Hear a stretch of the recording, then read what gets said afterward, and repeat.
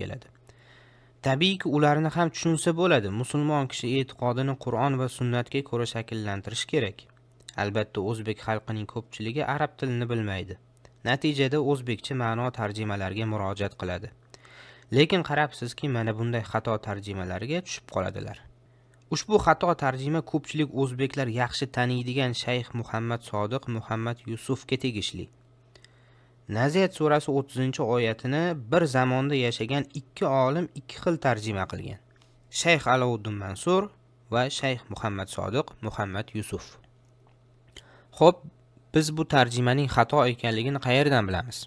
Birinchidan, biz ushbu oyatni tuxumsimon deya tarjima qilsak, Qur'onni boshqa oyatlariga teskari kelib qoladi. Chunki boshqa o'nlab oyatlarda yerning shakli yassi ekanligi zikr qilinadi.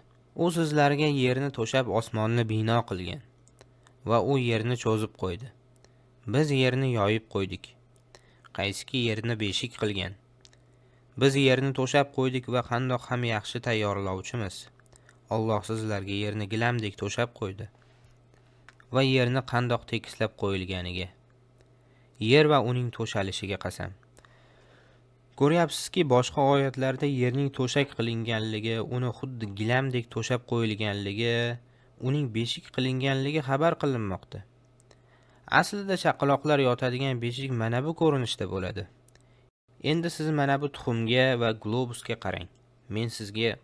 Men ushbu tuxumni to'shadim yoki men ushbu koptokni gilamdek yoydim desam, bu qanchalik mantiqqa zid. Bu birinchidan. Agar men ushbu oyatni tuxumsimon deb tarjima qilsam, Qur'onning boshqa oyatlariga va mantiqqa teskari kelib qoladi.